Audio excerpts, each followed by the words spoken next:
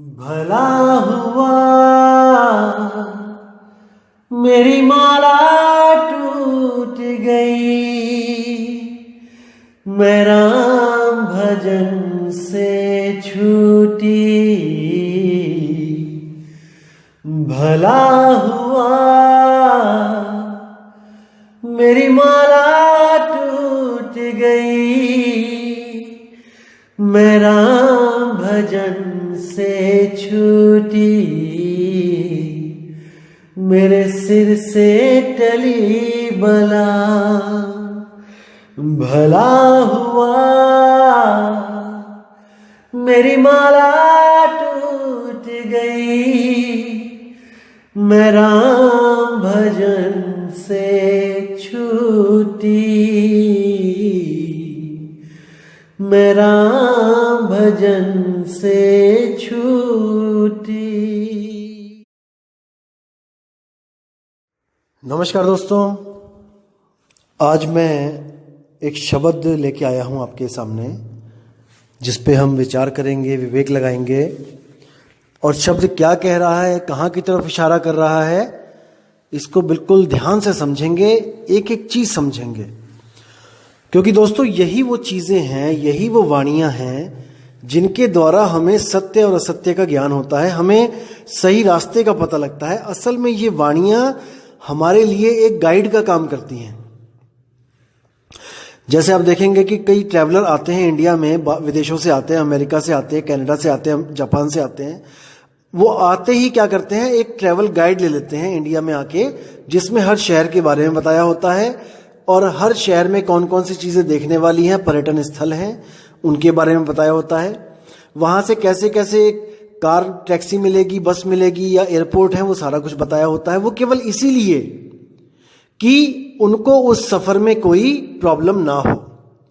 ये इसलिए नहीं होती है कि उनको कहीं घूमना नहीं है और वो केवल किताब पढ़ के ही समझ लो कि घूम लिए, क्योंकि फोटोज तो किताब में भी बनी होती है, लाल किले की, कुतुब मीनार की, जामा मस्जिद की, सबकी बनी होती है, लेकिन फिर भी उनको सफर करना पड़ता है। लेकिन वो किताब केवल एक ट्रैवलर गाइड की तरह काम करती है। कोई ये ना सोचे कि मैं आपको वाणियां बता रहा हूं और इन वाणियों को समझने के बाद आपका कार्य पूरा हो गया, आप पहुंच गए सतलोक, आप पहुंच गए निज स्वरूप में। बिल्कुल नहीं। और जो लोग आपको कहते हैं कि वाणियां पढ़ने से कुछ नहीं होता, दोस्तों वो भी अधूरे हैं, वो भी बेवकूफ मूर्ख हैं वो। क्योंकि वाणियां पढ़ने से हमें सत्य असत्य का पता लगता है भाई। वाणियों के द्वारा ही हमें पता लगता है कि हमने कहां को जाना है। और जो लोग ऐसा कहते हैं कि वाणियां पढ़ना मूर्खता है, दोस्तों उनके खुद सत्संग देखना आप, उन्हीं सत्संगों में वो लोग भी वाणियां पढ़ते मिलेंगे आपको सत्य से रूबरू कराने के लिए। तो भाई आप वाणियों का सहारा क्यों लेते हो? अगर आपको दूसरा कोई वाणी पढ़े तो आपको चुभता है और आप कहते हो कि ये वाणियां पढ़ के सुनाते हैं केवल, तो आप भी वाणियां छोड़ दो, आप भी केवल अपना सत्संग करो। दोस्तों वाणियां केवल इसलिए ली जाती हैं ताकि आपको पता लग सके कि हर संत का मत एक है, हर संत एक सी ही बात कर रहा है। लेकिन ये आपने देखना है कि वो ब्रह्मज्ञानी है या वो पार ब्रह्म ज्ञानी है, ये आपने डिसाइड करना है वाणियों के द्वारा। वाणियां फंसाती भी हैं और वाणियां निकालती भी हैं, लेकिन ये आपने देखना है कि कौन सी वाणी मुझे फंसा रही है और कौन सी वाणी मुझे निकाल रही है यहां से। तो शुरू करेंगे दोस्तों। तो वाणी का नाम है मोको कहां ढूंढे रे बंदे, मैं तो तेरे पास में। कबीर साहब की बहुत ही मशहूर, बहुत ही प्रचलित वाणी है। ज्यादातर आपको हर ग्रंथ में, हर धर्म में ये मिल जाएगी। इसको कई संतों ने, महंतों ने छापा है, लेकिन इसका गलत अनुवाद करके लोगों को भ्रमित कर दिया है। दिक्कत यहां पे है, इसलिए मुझे इस वाणी को शुद्ध करके बताना पड़ रहा है कि आखिर वाणी कहती क्या है। तो शुरू करेंगे दोस्तों। तो साहिब कहते हैं, मोको कहां ढूंढे रे बंदे, मैं तो तेरे पास में। अब मोको जहां बोला गया है वो है, अब विचार करना यहां पे कि मोको क्यों बोला गया। हम लोग क्या कबीर को ढूंढ रहे हैं? कबीरपंथी तो कह सकते हैं कि हाँ चलो हम कबीर को ढूंढ रहे हैं, लेकिन आम जनता जो ब्रह्मा विष्णु महेश जी के पुजारी हैं, जो शेरावाली माता के भगत हैं, जो सिख हैं, जो जो ईसाई हैं, जो मुस्लिम्स हैं, वो तो कबीर को नहीं ढूंढ रहे हैं। तो यहां पे मोको क्यों लिखा गया है, इसको समझना पड़ेगा। असल में मोको इशारा है उस आत्म स्वरूप की तरफ जिसको पाकर हर इंसान मुक्त हो सकता है। हर क्रिश्चियन मुक्त हो सकता है, हर मुस्लिम मुक्त हो सकता है, हर ईसाई मुक्त, हर धर्म का बंदा मुक्त हो सकता है। तो वो है मोको। मोको यानी कि मेरे स्वरूप को, अपने स्वरूप को, निज स्वरूप को। मोको कहां ढूंढे रे बंदे, मैं तो तेरे पास में। अब समझा रहे हैं साहिब कि हे जीव, तू खुद को कहां ढूंढ रहा है, तू अपने स्वरूप को कहां ढूंढ रहा है? वो तेरे पास ही है, बिल्कुल तेरे पास है। ना तीर्थ में, ना मूरत में, ना एकांत निवास में। ना तो वो तीर्थ में मिलेगा, ना वो किसी मूर्ति में मिलेगा, और ना ही वो किसी एकांत स्थान में, जैसे कोई गुफा में बैठ जाता है चुपके, कोई जंगलों में चला जाता है, कोई पहाड़ों पे टीलों पे चढ़ जाता है। नहीं, वहां नहीं मिलेगा।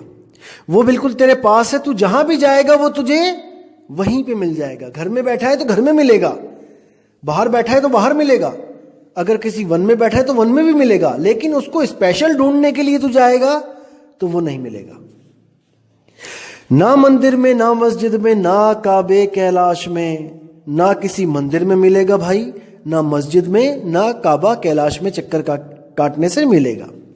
कोई कलमा पढ़ने से नहीं मिलेगा, कोई आरतियां गाने से नहीं मिलेगा, कोई प्रेयर करने से नहीं मिलेगा, कोई अरदास करने से नहीं मिलेगा। नहीं मिल सकता वो, क्योंकि वो स्वयं अरदास कर रहा है, स्वयं प्रेयर कर रहा है। वो खुद को पाएगा या प्रेयर करेगा, इन दोनों में से एक काम करना है। या तो प्रेयर कर ले या फिर खुद को प्राप्त कर ले, एक चीज है। तो इसको समझना पड़ेगा कि क्या बोल रहा हूं मैं, थोड़ा सा विवेक लगाना पड़ेगा, लेकिन उम्मीद करता हूं समझ में जरूर आएगा। अब क्या कहते हैं कि मैं तो तेरे पास में बंदे, मैं तो तेरे पास में। ना मैं जप में और ना मैं तप में, ना व्रत उपवास में। ना तो मैं किसी जप में हूं। अगर कोई कहता है कि आप जपना शुरू करो, राम राम राम राम, ओम कलियम हरियम श्रियम, या ओम सोहम, या ज्योत निरंजन ओंकार अनंकार सोहंग सतनाम, या और कोई नाम, कबीर कबीर कबीर, सत साहिब, सत श्री अकाल, वाहेगुरु वाहेगुरु, अल्लाहू अल्लाहू, कुछ भी अगर आपको कोई जपने को कहता है तो मैं नहीं मिलूंगा। ना मैं जप में, इसको काटा मार दो, जप में तो वो है ही नहीं। और ना मैं तप में, ना ही मैं तपस्या में। तपस्या में भी नहीं मिलूंगा। तपस्या यानी कि अपने शरीर को तपाना, कष्ट देना, एक टांग पे खड़े हो जाना, पेड़ों पे उल्टा लटक जाना, भूखे रहना, ये सब तप है, तपस्या है, ये भी नहीं करना है। ना मैं व्रत उपवास में, ना ही मैं किसी व्रत रखने से मिलूंगा कि सोमवार के 16 व्रत रखूंगा तब मुझे मिलेगा, या मैं और कोई मंगलवार के व्रत रखूंगा हनुमान जी के तब मुझे मिलेगा। बिल्कुल नहीं। भूखा रहने से अगर वो मिलता होता तो जितने भी गरीब बेचारे भूखे सोते हैं सबको मिल गया होता। तो आगे क्या कहते हैं, ना मैं क्रिया कर्म में रहता, नहीं जोग संन्यास में। अब यहां पे थोड़ा विचार करना है कि वाणी क्या कह रही है कि ना मैं क्रिया कर्म में रहता। अब कई लोग ये सोचते हैं हिंदू धर्म, मुस्लिम धर्म में, ईसाइयों में भी, कि जैसे कोई बंदा मर गया, किसी के प्राण निकल गए, अब वो क्या कहते हैं कि अब इसका क्रियाक्रम करना पड़ेगा वरना ये भटकेगा भूत बन के। अब सोचना, इसको विचार करना कि पहले तो पंडित आता है आपके पास, पंडित जी आते हैं और जो क्रियाक्रम की है सारा सिस्टम बताते हैं आपको, पूजा पाठ करवाते हैं। और क्रियाक्रम के वक्त जब लाश चिता पे पड़ी होती है तो एक बांस लेके सिर में ठोकर लगवाते हैं, सिर खोपड़ी फुड़वा देते हैं, और क्या कहते हैं कि इसको फोड़ने पे ये आत्मा जो है ये मुक्त हो गई, ये अब चली गई अपने धाम को। ठीक है, अब आत्मा चली गई धाम को। अब उसके बाद क्या होता है कि थोड़े दिनों के बाद ये हरिद्वार का चक्कर लगवाते हैं आपसे कि आपने क्या करना है, अस्थियां इकट्ठी करनी है और हरिद्वार में जाना है और ये अस्थियां वहां हरिद्वार में विसर्जन करके आना है। और जाते जाते क्या बोलना है कि जैसे अगर पापा खत्म हो गए हैं तो क्या कहना है रास्ते में कि पापा चलो, पिताजी चलिए, और अगर आप 2 लोग जा रहे हो तो जब खाना खाओगे रास्ते में तो 3 थाली लगवाना, एक पिताजी की भी लगवाना साथ में, और हर बार कहना है पिताजी चलिए वहां जाना है। और वहां जब वापस आओगे तो पीछे मुड़ के मत देखना और बातें करते मत आना, और पिताजी का नाम भी मत लेना, और वहीं कह देना है कि पिताजी आप यहीं रहिए। ऐसा ही होता है हिंदू धर्म में। अब इनको कोई पूछने वाला हो कि जब सिर में ठोकर लगाई थी तब पंडित जी ने यही डायलॉग मारा था कि ये आत्मा अपने निज धाम को चली गई है, ये मुक्त हो गई है, तो ये पिताजी चलो वाली आत्मा कहां से आ गई दोबारा? कोई पूछने वाला हो इनको। उसके बाद क्या कहते हैं कि चलो ठीक है, अब पिताजी चलो वाली आत्मा भी हरिद्वार छोड़ के आ गए, अब वापस आ जाते हैं। अब क्या कहते हैं, अब श्राद्ध करो तो पिताजी को मुक्ति मिलेगी। देखो पिताजी कहीं भूखे बैठे हैं, अरे जहां स्वर्ग में वो गए हैं, स्वर्गवासी हो गए हैं, वहां पे भाई, वहां पे तो ऐशोराम पूरी है कि वहां पे भी भूखमरी फैली हुई है, कि वहां पे भी तुम लड्डू बना के दोगे आटे के तब वहां जाएंगे, वो खाएंगे उसको। वो ऐसा भरम जाल में डाल रखा है कि कोई निकालने वाला नहीं मिल रहा है। उसके बाद 4 साल के बाद चवर्थ करते हैं, उसमें कहते हैं कि भाई ये करो तो उसको मुक्ति मिलेगी। अरे कितनी बार मुक्त होगा भाई? गीता में क्या बोला गया है कि आत्मा जैसे ही प्राण को त्यागता है, यहां से निकलता है इस शरीर से, वो जीव वो किसी और गर्भ में चला जाता है कर्मों के अनुसार। अब आपसे उसका सारा रिश्ता टूट गया और वो किसी और के घर में बच्चा बन के पैदा हो गया। अब उसके माँ बाप वहां पे हैं, वो उसको खिलाएंगे पिलाएंगे। अब यहां आपके श्राद्ध और आपके चवर्क से जो खाना खिलाना जो आप कर रहे हो वो नहीं पहुंचने वाला वहां पे, वहां वही खाया जाएगा जो उसके माँ और बाप उसको खिलाएंगे। तो इनको, इन भरमजालों को तोड़ना है दोस्त, इनसे बाहर निकलना है। अगर अभी नहीं निकलोगे तो कभी नहीं निकलोगे। तो आगे क्या कहते हैं, ना मैं क्रिया कर्म में रहता, नहीं जोग संन्यास में। ना तो मैं किसी क्रियाक्रम में रहता हूं और नहीं कोई जोग संन्यास। जैसे आप देखोगे हठ योग, राजयोग, तरह तरह के योग, प्राण योग, ये सारे जितने भी योग हैं जो शरीरों के द्वारा किए जाते हैं, इसमें शरीरों को साधा जाता है, सुरति को नहीं साधा जाता।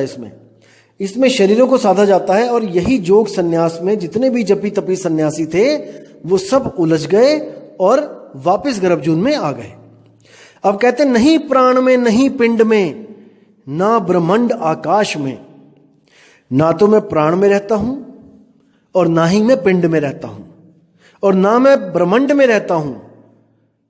अब यहां पे प्राण, पिंड, ब्रह्मांड और अंड सब आ गया, इकट्ठा ही आ गया, क्योंकि जो अंडे जो पिंडे सो ब्रह्मंडे, सब कुछ एक ही में आ गया। और यहां पर साफ मना कर दिया कि ना ही तेरे शरीर में रहता हूं, ना ही मैं अंड में रहता हूं, ना ब्रह्मांड में रहता हूं, मैं कहीं पे भी नहीं हूं। अब यहां पर सोचने वाली बात है कि नहीं प्राण में है, क्योंकि कई प्राण योग जो करवा रहे हैं वो क्या कहते हैं कि कबीर साहब प्राणों में है, परमात्मा प्राणों में रहता है। तो प्राणों में भी नहीं हूं, नहीं प्राण में, नहीं पिंड में। कई लोग कहते हैं आपके पिंड में ही है परमात्मा, वहां पे भी नहीं हूं। कोई कहते हैं ब्रह्मांड में है, आकाश में, वहां पे भी नहीं हूं। तो हर जगह नहीं हूं, नहीं हूं, नहीं हूं। क्यों? क्योंकि ये सब ब्रह्म है, ये सब ब्रह्म का जाल है, यहां पर मैं कहीं नहीं मिलूंगा। अब आगे क्या कहते हैं, ना मैं त्रिकुटी भंवर गुफा में, नहीं श्वासों की श्वास में। यानी कि ना तो मैं त्रिकुटी में हूं। कई लोग आपको भ्रमित करेंगे, कई ऐसे पंथ चल रहे हैं भारत में और भी कई जगह, जहां थर्ड आई के नाम पे, तीसरे तिल के नाम पे, त्रिकुटी शिव नेत्र के नाम पे आपका सारा ध्यान माथे पे लगवा देंगे, जहां पर इंगला पिंगला और सुषुम्ना नाड़ी जाती है, उसी नाड़ी में आपका सारा ध्यान लगवा देंगे। और आपको क्या कहेंगे कि इसी में परमात्मा मिलेगा, ज्योत स्वरूपी। इसी में एक ज्योत जग रही है जो चोरों में भी है, ठग्गों में भी है, साधु में भी है, संतों में भी है, सब में है। उसी ज्योत के दर्शन करने हैं, उसी ज्योत में आपको गुरु का स्वरूप मिलेगा और आप उसी नूरी स्वरूप के दर्शन करके मुक्त हो जाओगे। आपको ऐसे भ्रम में डाल दिया जाएगा। लेकिन दोस्तों बिल्कुल नहीं, बिल्कुल नहीं। कबीर साहब कहते त्रिकुटी मध्य ध्यान लगाए, कहो कहां को जाए। सुरति समानी अधा धुंध में और बिन जाने कहां जाए। कहते त्रिकुटी में ध्यान तो लगा लिया भाई, लेकिन जाना कहां है? त्रिकुटी कहां है? इस शरीर के अंदर, और शरीर एक दिन छोड़ना पड़ेगा। जब शरीर छोड़ोगे तब कहां जाओगे? आज तो मान लिया कि चलो त्रिकुटी में सुरती लगा ली, वहां पे ज्योत भी जग गई, सब कुछ हो गया, ओके रिपोर्ट है। अब जब वहां पर शरीर खाली करना पड़ेगा तब कहां जाओगे भाई? शरीर से तो बाहर निकलोगे कि नहीं निकलोगे? कि अड्डा ही बना लोगे शरीर को कि नहीं निकलूंगा मैं यहां से? आपको शरीर खाली करना पड़ेगा, तब कहां जाना है इस पे विचार करना है। जैसे उदाहरण देता हूं आपको कि कुतुब मीनार 5 मंजिला है। आपने क्या किया? अधूरे गुरु मिले आपको, उन्होंने क्या कहा कि सबसे ऊपर के माले में परमात्मा रहता है, वहां जाओ। ठीक है, चले गए, नीचे के 4 माले हमने खाली कर दिए, सुरती को चढ़ा दिया ऊपर, और जब हम 5वें माले में बैठ गए और वहां पे पूरा प्रकाश ही प्रकाश हो गया, सब कुछ बढ़िया एकदम फर्स्ट क्लास, तो हम निडर हो गए कि अब हमने इस माले को छोड़ के नहीं जाना है, यहीं पे हमारा परमात्मा रहता है। हमने नीचे से पैर के अंगूठे से अपनी सुरती उठा के तीसरे तिल पे लगा दी है और अंदर प्रकाश ही प्रकाश हो गया है, अब यहीं पे हमारा परमात्मा हमें मिलेगा। अरे भाई, जब आपको बाहर निकाला जाएगा तो 5वां माला भी खाली करना पड़ेगा, फिर कहां जाओगे? जैसे किराए के कमरे में आपको 1 महीने के लिए किराए का कमरा मिला किराए पे, आपने सारा सामान फैला दिया, सब कुछ फैला दिया अपने कमरे में। अब जब आखिरी दिन आया, मकान मालिक कहता है कमरा खाली करो, तो आपने क्या किया? क्योंकि बाहर तो कभी खोजा नहीं था कि मैं किसी और कमरे में जाऊंगा, क्योंकि इसी को सत्य मान के बैठे थे कि इसी शरीर में परमात्मा है, यही मेरा घर है, इसी कच्चे घर को अपना घर मान के बैठे थे। आपने सारा सामान उठा के नीचे से ऊपर वाली टांड पे रख दिया। जो किराए के कमरों पे देखोगे आपकी टांड भी बनी होती है, जो नीचे का सामान ऊपर रखने के लिए, जो फालतू सामान होता है। आपने सारा सामान टांड पे रख लिया। अब वो टांड पे रखने के बाद आप मकान मालिक को कह रहे हो कि देखो आपका कमरा खाली कर दिया मैंने, आपका कमरा खाली है। अरे भाई, वो टांड भी कमरे में ही है। जब आपको निकाला जाएगा तो उस टांड से भी निकाला जाएगा, बाहर निकाला जाएगा, अब कहां जाओगे? तो हमने उस घर का विचार करना है जहां जाने के लिए हमें इस पूरे घर को खाली करना पड़ेगा। तिरकुटी विरकुटी में नहीं उलझना है, पूरा घर खाली करो। इसी को जीवित मरना कहते हैं। जीवित मरना क्या होता है? कई लोग कहते हैं, भरमा दिया कई लोगों ने जीवों को कि पिक्चर देखना या पार्टी में जाना या शादियों में नाचना, जैसे डीजे चलता है नाचते हैं, या लिपस्टिक लगाना, बिंदी लगाना, चूड़ियां पहनना, रंग बिरंगे जो कपड़े पहनना, ये सब त्याग दो। इसी को जीवित मरना कहते हैं। वाह भाई वाह। मतलब शादी में जाओ लेकिन नाचो मत, तो आप मुर्दा हो, जीवित मुर्दा हो। अरे भाई, क्या कभी मुर्दा भी किसी की शादी में जाता है क्या? क्या मुर्दा वहां जाएगा तो वो मुर्दा है और वो थोड़ा सा नाच ले तो वो जीवित हो गया? क्यों भ्रम में डालते हो जीवों को? जीवित मरने का मतलब होता है जो अंत समय में, मौत के वक्त आपकी स्थिति होगी, उसी को जीते जी प्रैक्टिस करो। अंत समय में पैर के अंगूठे से लेके सिर की चोटी तक पूरा शरीर ये खाली करना पड़ेगा, ये पूरा खाली करना पड़ेगा। इसी को जीते जी प्रैक्टिस करो और इस पूरे शरीर को खाली करो। पूरे शरीर को खाली करना है। और कहां पे सुरती होनी चाहिए? शब्द में। जब शब्द में सुरती होगी तो पूरा शरीर खाली करने के बाद भी आप जीवित रहोगे, क्योंकि आप हमेशा के लिए जीवित ही हो। आपको कोई मार नहीं सकता, आप अमर हो। लेकिन आप अपने आप को शरीर समझ रहे हो, मन समझ रहे हो, इसलिए आप कहते हो कि हाय मैं मर गया, डॉक्टर साहब मुझे बचा लो। जबकि डॉक्टर साहब क्या, आपको स्वयं काल भी आके नहीं मार सकता। डॉक्टर तो आपको क्या बचाएगा? क्योंकि आप मरने जन्मने से न्यारे हो, आप अमर हो, लेकिन आप भूल चुके हो कि आप अमर हो। अब जो गुरु आता है वो आपको अमरता का वरदान देता है। साहिब की वाणी है, हम ना मरिब मरिब संसारा और हमको मिला जियावन हारा। यानी मुझे वो शब्द मिला जिस शब्द को सिमरण करके मैं अमर हो गया हूं, अब मैं जन्म मरण में नहीं आऊंगा। ये हमारे लिए बोली है वाणी, कोई कबीर साहब के लिए ना सोचे कि उनको भी कोई शब्द गुरु मिल गया, किसी ने दे दिया। वो स्वयं शब्द गुरु हैं। हम हैं शब्द शब्द हम माही, और शब्द से भिन्न और कछु नहीं। शब्द हमारा रूप है। साहिब कहते हैं मैं शब्द ही हूं। लेकिन जो कोई बिरला जानेगा वही उसको पहचानेगा, अन्यथा वो सबके लिए एक दास है, एक कवि हैं, एक समाज सुधारक हैं, एक जुलाहे हैं, इससे ज्यादा कुछ नहीं। लेकिन जो ज्ञानी होगा वो समझेगा कि वो जगत गुरु हैं, वो परमपिता परमात्मा हैं, वो हर जीव को समझाने के लिए आते हैं, और जो उनको समझ लेता है वो उनके रास्ते पे चल के हमेशा के लिए जन्म मरण से आजाद हो जाता है। तो आगे क्या कहते हैं, ना मैं त्रिकुटी भंवर गुफा में, नहीं श्वासों की श्वास में।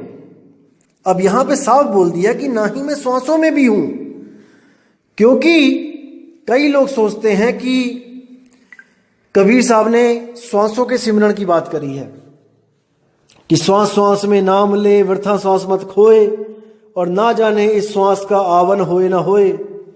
अरे भाई, वो तो सीधे ही कह रहे हैं कि क्या जाने इस श्वास का आवन होना होए, क्या पता ये आए कि ना आए। तो जिस चीज का स्वयं भरोसा नहीं है कि वो आए या ना आए, उस चीज के साथ आपकी सुरती कैसे जोड़ सकते हैं सतगुरु कबीर साहब? कभी नहीं जोड़ सकते, क्योंकि श्वास उस रस्सी की तरह है जो पता नहीं कब टूट जाए। तो कहां पहुंचोगे? जिस रस्सी को पकड़ के जाना चाहते हो वो रस्सी ही कल को टूट गई तो क्या करोगे? बिल्कुल नहीं। कबीर साहब ने कभी नहीं कहा कि श्वासों के साथ सिमरण करो, कभी नहीं। साहिब कहते हैं चांचरी भूचरी खेचरी अगोचरी उन्मुनी, इन पांचों की गम नहीं, अधर तान तानिए रेचक कुंभक पूरक को ढंग नहीं। अरे पड़े गुने वाद करे कबू नहीं मानिए, श्वासा का जाप करे झूठ सो बखानिए।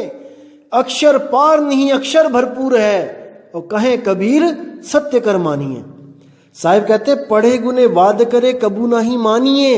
जितने भी कथावाचक हैं, ये जो राम जी की कथा युगों युगों से सुनाते आ रहे हैं, कृष्ण लीला सुनाते आ रहे हैं, इनके चक्कर में मत पड़ना।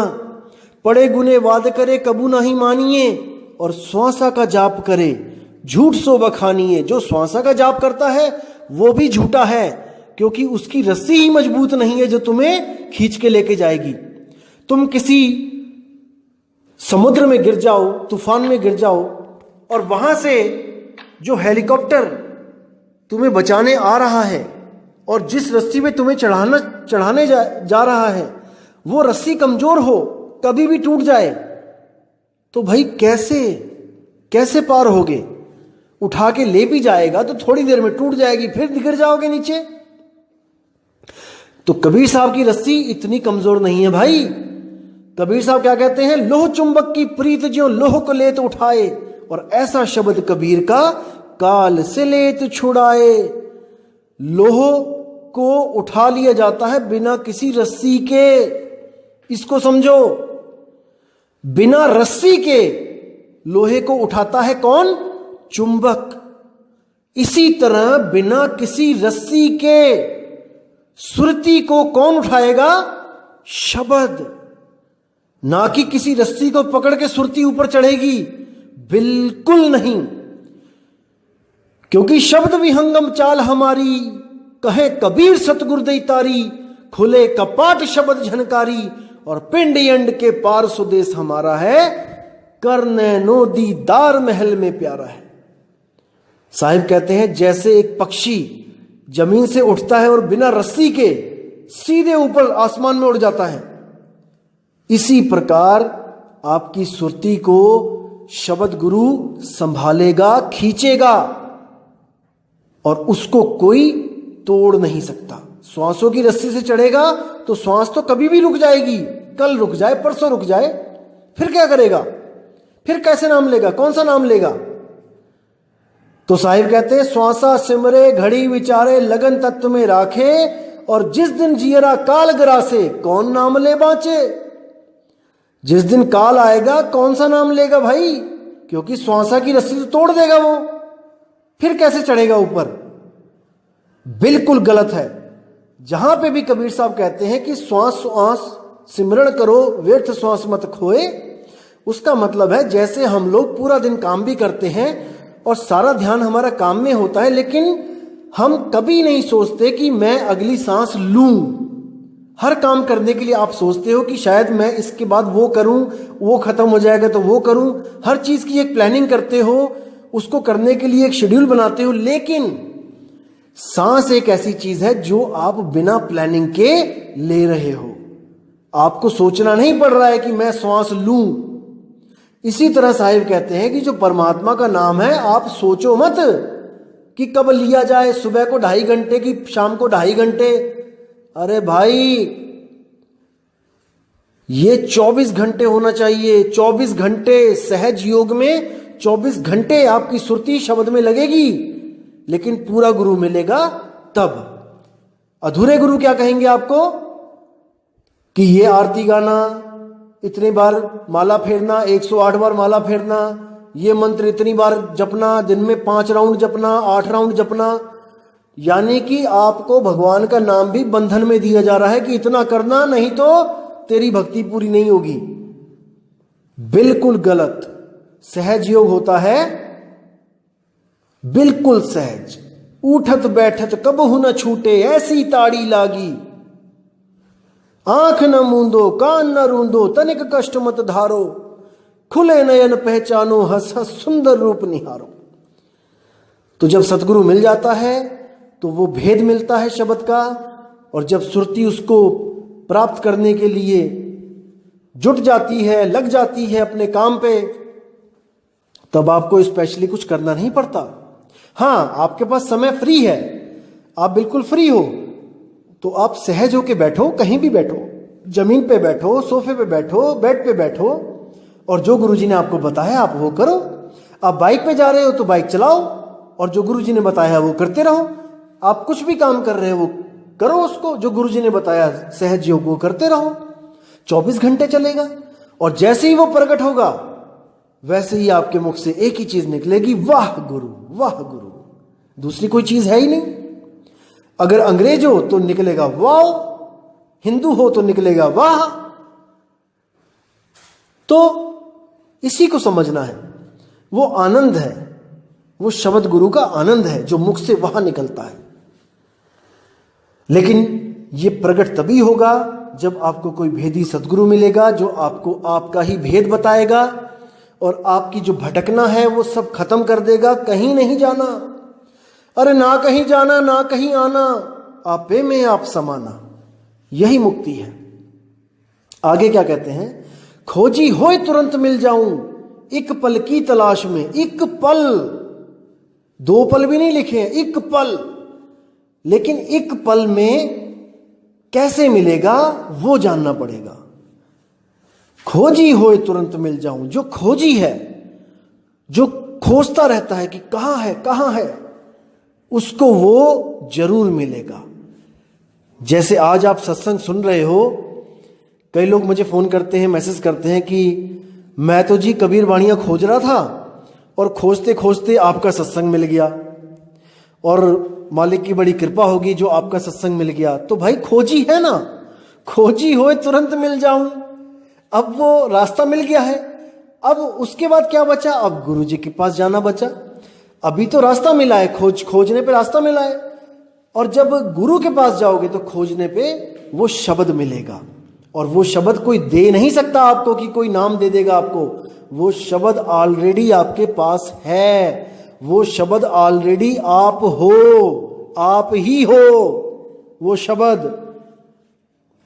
तो क्या कहते हैं आगे, खोजी होए तुरंत मिल जाऊं एक पल की तलाश में, कहत कबीर सुनो भाई साधो मैं तो हूं विश्वास में।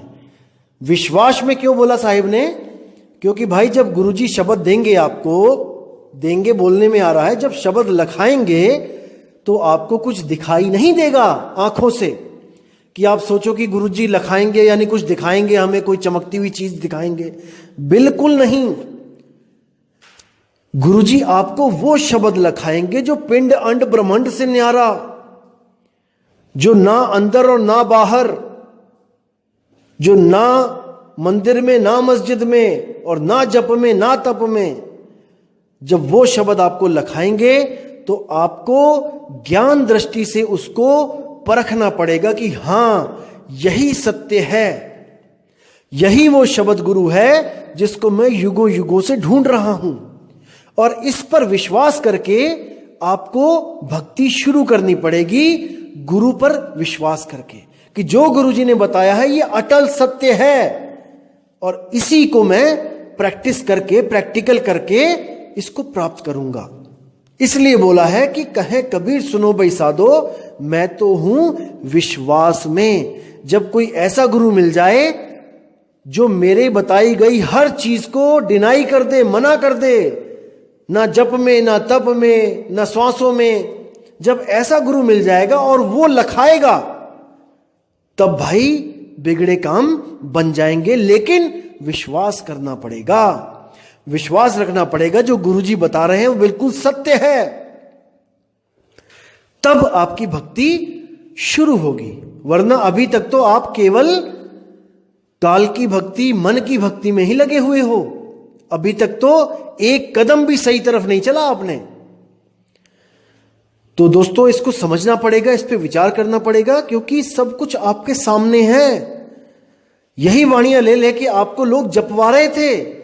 ये वाणियां हर पंथ लेता है, लेकिन आपको जपवा रहे थे। लेकिन इसमें लिखा है कि नाम है जप में, पढ़ने के बाद भी आपको मंत्रों के जाप में लगाया गया।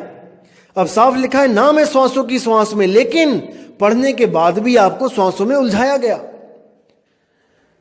तो दोस्तों साफ लिखा है कि नाम है त्रिकुटी भंवर गुफा में, फिर भी आपको बोला गया कि त्रिकुटी में चल। त्रिकुटी ही काल का सबसे बड़ा जाल है, जिसमें ब्रह्मा विष्णु महेश भी गए लेकिन निकल नहीं पाए। यह ऐसा चक्रव्यूह है जिसमें से आज तक कोई निकल ही नहीं पाया। इसीलिए कबीर साहब को अपना स्वरूप छोड़ के मनुष्य स्वरूप में आके हमें चेताना पड़ा, वरना कबीर साहब को कोई जरूरत नहीं थी। अगर त्रिकुटी में जाके आप सीधे निज स्वरूप को प्राप्त कर सकते हो तो कभी जरूरत नहीं पड़ती। लेकिन कोई भी प्राप्त नहीं कर पाया, कोई भी, not even a single person. इसलिए उनको इस मनुष्य चोले में आना पड़ा और हमें सही रास्ता बताना पड़ा, नहीं तो उन्हें कोई जरूरत नहीं थी। तो विचार करना है, विवेक की तलवारें बिल्कुल धार लगा के तैयार रखनी है और कोई भी अज्ञान आता है उसको काटते चले जाना है। और जो ज्ञान होगा, सच्चा ज्ञान होगा, उसके लिए आपको किसी से पूछना नहीं पड़ेगा कि यह सत्य है कि यह सत्य है। आपकी आत्मा, अंतर आत्मा गवाही देगी अंदर से कि नहीं यह सत्य बोल रहा है। और जब यह आवाज आने लग जाए तो समझ जाना दोस्तों कि आपका विवेक जाग चुका है। अब आप सत्य और असत्य की परख स्वयं कर सकते हो, स्वयं। तो दोस्तों मैं विदा चाहूंगा और अगली ऑडियो में बहुत जल्दी बनाऊंगा, जिसमें आपको मैं अभी 5 ब्रह्म के बारे में बताऊंगा। दोस्तों थोड़ा सा ना मैं आपको चाहता हूं कि और भी कई चीजें क्लियर करता चलूं साथ में, ताकि कर देनो दीदार महल में प्यारा है जो शब्द है, इसको बिल्कुल स्मूथली समझो आप, उसमें हर चीज आपके समझ में आए, क्योंकि उससे रिलेटेड कई चीजें आपको भी बतानी है। क्योंकि कई मेरे भाई लोग हैं जो बिल्कुल नए हैं, जो कबीर पंथ में नहीं है, जिनके लिए ये चीजें बिल्कुल नई होंगी, तो उनको भी तो साथ में लेके चलना है ना मेरे भाई। इसलिए आप ये मैसेज मत करो कि करने नो दीदार महल में प्यारा है का पार्ट 2 और 3 जल्दी बनाओ। दोस्तों जल्दी काम है शैतान का। जो कबीर साहब का है वो सहज योग है, सहज मार्ग है। धीरे धीरे रे मना धीरे सब कुछ होए, माली सींचे 100 घड़ा ऋतु आए फल होए। तो हर चीज मिलेगी आपको, विश्वास रखो, लेकिन हर कॉन्सेप्ट क्लियर करते चलना है हमने। कोई जल्दबाजी नहीं है हमें, ना मुझे जल्दबाजी है ना आपको जल्दबाजी है। और जो लोग जल्दबाजी कर रहे हैं मैं उनसे हाथ जोड़ के निवेदन करूंगा कि अपने बाकी भाइयों को भी साथ में लेके चलें। यहां पे कोई रेस थोड़ी नहीं लगी है कि हमने जल्दी पहुंचना है।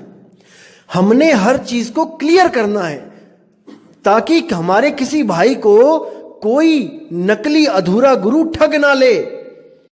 बात पैसे की नहीं है, पैसे ठग लेगा तो सस्ते में छूट गए। यहां तो आत्मा को ठगा जा रहा है भाई। यहां तो 84 में धक्के दिए जा रहे हैं। हर इंसान ये सोच के बैठा है कि मेरा गुरु मुझे पार कर देगा। यही मान के बैठा है हर आदमी कि मेरा गुरु तो मुझे पार कर देगा। अरे पार कैसे करेगा? जब उसके पास सत्य वस्तु होगी तभी करेगा ना। अनंतों गुरु हैं, अनंतों। एक बार नजर उठा के देखो सारे गुरुओं की तरफ, आपको अपने गुरु के अलावा और कोई गुरु सत्य लगेगा ही नहीं जल्दी। देखो एक बार, हर जगह आप हमेशा यही सोचोगे कि मेरा गुरु तो पूरा है। दूसरे किसी गुरु के शिष्य के साथ आपकी डिबेट होगी तो आप हमेशा यही कोशिश करोगे कि कैसे भी मैं अपने गुरु को सत्य साबित कर दूं। अरे आपके साबित करने से नहीं होगा। इन बाणियों के साथ मैच करके देखो अपने गुरु को कि ये बाणियां क्या कहती हैं और आपका गुरु क्या कह रहा है। यही बाणियां ले लेके आपका गुरु आपके साथ क्या करवा रहा है, क्या बोल रहा है आपको करने को। इस बाणी में साफ लिखा है नाम है जप में। जप मतलब हजारों लाखों करोड़ों नाम, कोटि नाम संसार में इनसे मुक्ति ना होए, और गुप्त नाम सतपुरुष का पावे बिरला कोई। करोड़ों नाम जप लो, कबीर साहब कहते करोड़ों नाम जप लो करोड़ों, तब भी वो चीज नहीं मिलने वाली, नहीं मिलने वाली, नहीं मिलने वाली। क्योंकि वो गुप्त वस्तु स्वयं आप हो, आप ही हो। अरे आपको किसका नाम जपवाया जाए जो आपको स्वयं की प्राप्ति हो जाए? किसका नाम जपोगे आप? खुद को पाने के लिए? बुद्धि लगाओ, विवेक लगाओ। खुद को पाने के लिए आप किसका नाम जपोगे? किसी का भी नहीं जपना पड़ेगा, बस सतगुरु मिल जाए। वो सतगुरु मिल जाए जो एक छुड़ाए एक लखाए, तब प्राणी निज घर को जाए, तब बात बनेगी। तो मैं अब विदा चाहता हूं दोस्तों, और बहुत जल्दी आपसे दोबारा मिलूंगा एक नई वाणी लेके। तब तक के लिए दोस्तों मुझे आज्ञा दें। जय गुरुबंदी छोड़ वैराग साहिब, जय गुरुबंदी छोड़ मदन साहिब, जय जय बंदी छोड़ सतगुरु सत्य कबीर साहिब की सदा ही जय हो। साहिब बंदगी सतनाम।